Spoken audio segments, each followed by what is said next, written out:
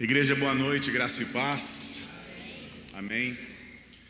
Me foi dado para falar um pouquinho com vocês a respeito da morte do Senhor. Eu queria começar lendo um texto que eu não dei para a nossa mídia, mas se puder passar aí. Texto muito conhecido de Filipenses, capítulo 2, versículos 5 a 8. Tenham a mesma atitude demonstrada por Cristo Jesus.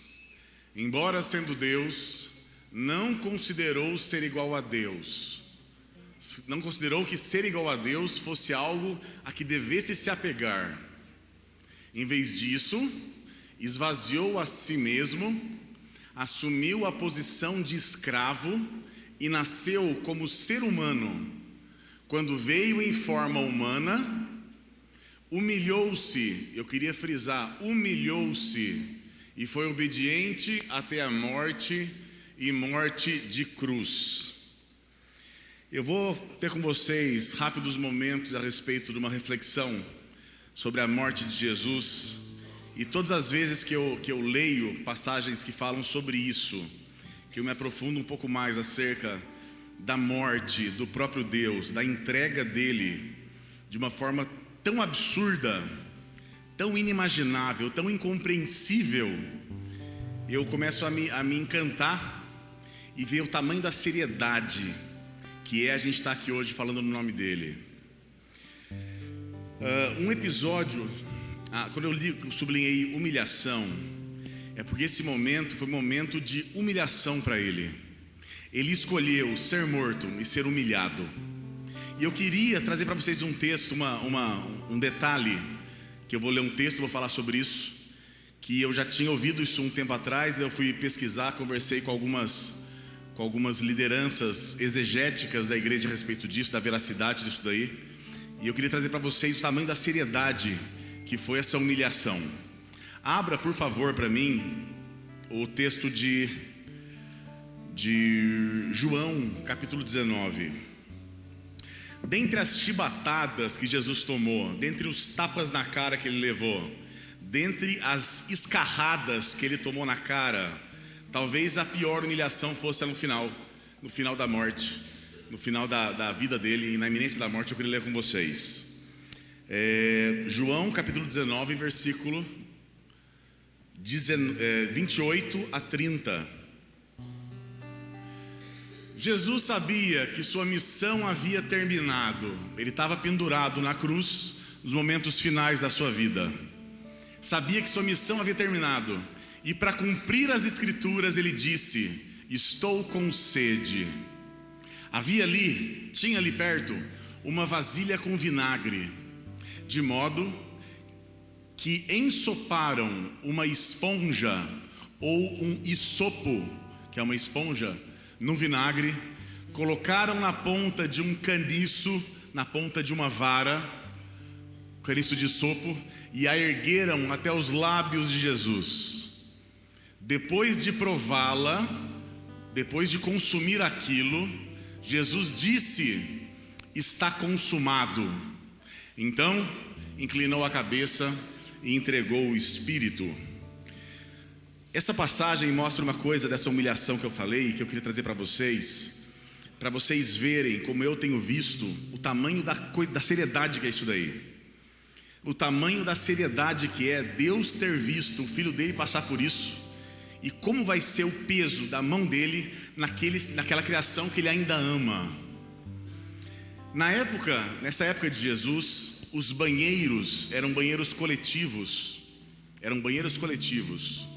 onde as pessoas elas iam no banheiro juntas, fazer número 1 e número 2 juntas ali. E existia no meio, entre aquelas latrinas, existia uma vasilha com vinagre, aonde as pessoas que evacuavam, elas pegavam essa esponja, esse sopo, e passavam no vinagre e limpavam seu órgão excretor. E essa esponja, ela tinha uma função pública de pessoas usarem depois da limpeza com vinagre. E da mesma forma, existia um hisopo com um caniço colocado perto de Jesus, e foi dado para Jesus consumir esse material, mesmo que não fosse usado, colocado como se a boca de Jesus, de uma forma humilhante, fosse um órgão excretor. Entendam o tamanho dessa humilhação, o tamanho da pedrada que foi Deus ver Jesus ser tratado dessa forma. Eu não consigo ver minha filha ser ignorada por alguém, quando ela cumprimenta alguém e esse alguém ignora ela.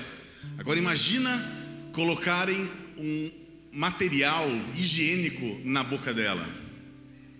E eu comecei a mergulhar nisso para entender a seriedade do que é a morte de Jesus e todas as nuances que estão envolvidas com isso.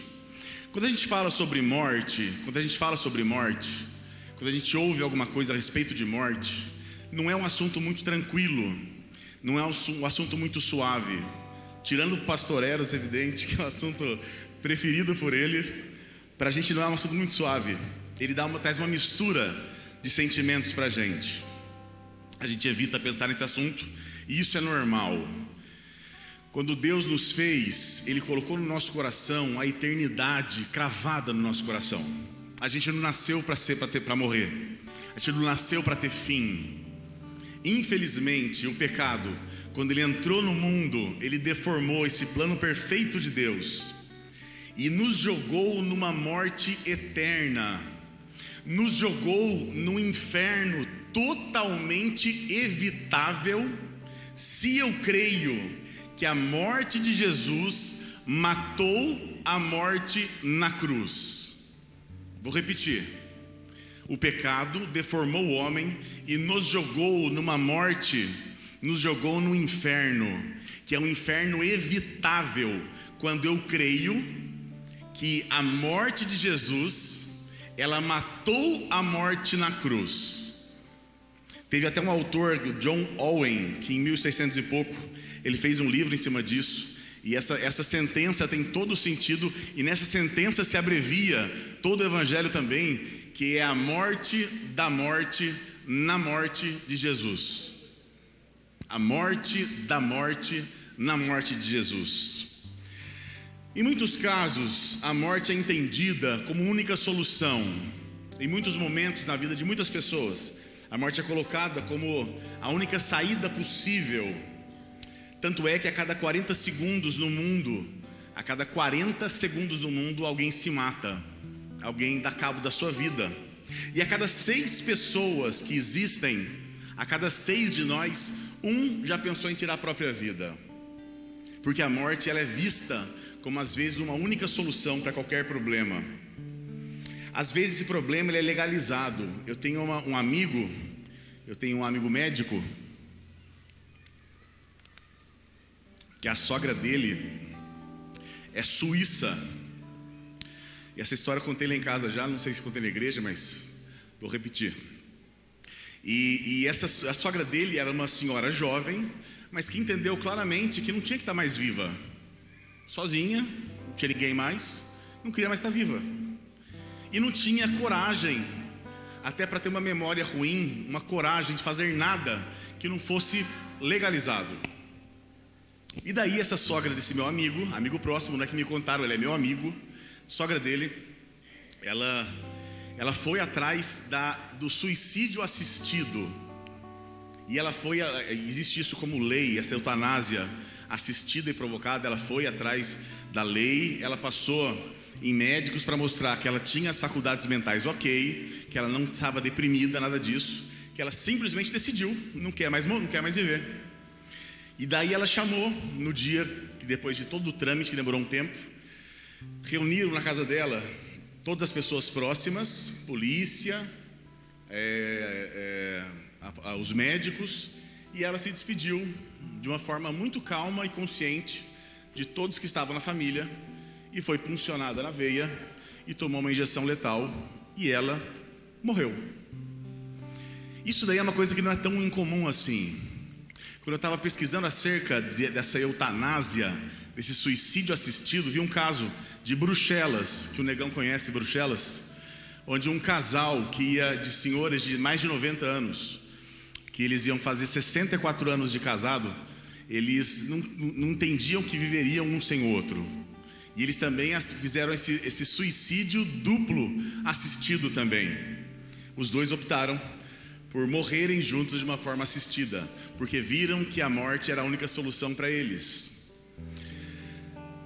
Quando Paulo diz em Filipenses 1:21 acerca de que viver é Cristo e o morrer é lucro, ele não se refere a um alívio de dor ou a alguma fuga. Quando Paulo fala o viver é Cristo e o morrer é lucro, ele não quer fugir de uma situação. Como ele já tinha dito em Gálatas, no capítulo 2, versículo 20, que já estou crucificado com Cristo, e vivo não mais eu, mas Cristo vive em mim. Quando ele afirma isso, ele está dizendo que ele já está morto, e para ele a morte não é mais uma fuga nenhuma. Ele já está na eternidade quando ele creu, e qualquer pessoa que crê tem essa condição de estar na eternidade também.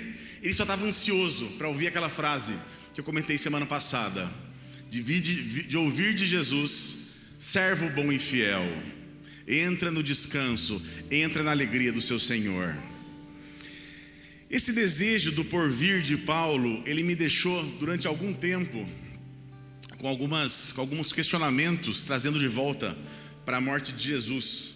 Porque Jesus, vocês sabem que quando estava no jardim de Getsêmani, momentos antes de morrer, ele suou gotas de sangue, fenômeno chamado hematidrose, quando a pessoa está passando por extrema aflição. E eu falei: caramba, Jesus suou gotas de sangue, o próprio Deus, ele estava com medo de morrer, e Paulo falou que morrer era lucro, e tantos heróis da fé morrem de uma forma de mártir. Em Hebreus fala que alguns foram cerrados no meio, que o mundo não era digno, e Jesus, o próprio Cristo, ele suou gotas de sangue mostrando medo de morrer. É mais do que óbvio que essa afirmação não é correta. Ele suou sim gotas de sangue, mas não porque tinha medo de morrer. Ele não temia nem a morte, nem como chegaria nela.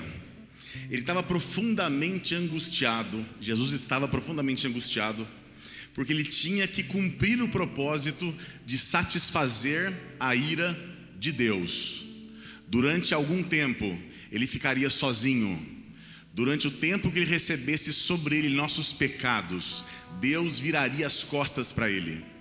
Ele estava aflito, desesperado e agoniado, porque ele ficaria alguns momentos longe de Deus, porque ele carregava no corpo dele o meu e o seu pecado. O próprio Deus Criador, que nele não há maldade alguma, virou as costas para Jesus. Jesus falou: Eli, Eli, lama sabachthani, Deus meu, por que me desamparaste? Tinha desamparado, tinha virado as costas, porque na presença de Deus não entra pecado, e o meu pecado e o seu estavam castigando Jesus naquela cruz naquele momento. A aflição dele não era, quando ele estava no Getsêmani, de morrer, e sim da ausência de Deus. Da mesma forma que a morte de um suicida, ela não resolve um problema, da mesma forma que um suicida, quando se mata, ele continua com a sua consciência e não resolve problema nenhum, algumas mortes, elas são sim a solução. Existe um fenômeno no corpo que chama apoptose, no sangue, nas suas células do corpo, que a célula, ela se mata quando ela tem algum tipo de defeito que pode virar um problema. Então ela causa a própria morte quando ela vai trazer algum problema, enquanto, por exemplo, câncer para alguém. Existe esse fenômeno chamado apoptose, onde a morte da célula foi a solução para a pessoa. E nós passamos por isso o tempo todo. Células nossas que a gente nem sabe, elas se matam para salvar a nossa vida. E quando alguém morre, quando alguma pessoa morre, muitos morrem com ela. Quando alguém morre, muitos morrem com essa pessoa. Essa semana eu fui no funeral de uma amiga muito querida, que morreu na quinta-feira. E no funeral dela, eu observei que não foi só ela que morreu. Por que não? Porque o marido também morreu. Porque a partir de então não era mais marido, era viúvo. E o filho dela também morreu, porque a partir de então não era mais filho, era um órfão. Muitas pessoas morrem quando alguém morre. A morte impacta muita gente. E quando Jesus ele foi crucificado, e quando Jesus morreu, morreram junto com ele pecadores e nasceram filhos de Deus. O que joga uma pessoa no inferno, o que vai jogar alguns daqui no inferno, infelizmente, porque não creram, não é ter pecados, é não aceitarem o perdão de Deus, é não aceitarem que os pecados cravaram Jesus naquela cruz, explodiram o coração dele e fizeram Deus virar as costas para ele também. Eu queria terminar com um texto uma frase de Charles Spurgeon, que achei muito forte e para mim faz todo sentido. A morte de Cristo é o alerta mais terrível para os ímpios, pois se Deus não poupou nem seu único filho, ao qual o pecado foi somente imputado, ou seja, não era seu, o que Deus fará com as pessoas que pecam deliberadamente? Que o Senhor se apresente para cada um de nós de forma cada vez mais intensa, e a gente entenda que a morte dele foi uma coisa séria, foi o evento mais explosivo de toda a humanidade, e que simplesmente, se eu crer nisso, todo o ônus que me levava para o inferno castigou ele e me garante o céu. Deus abençoe.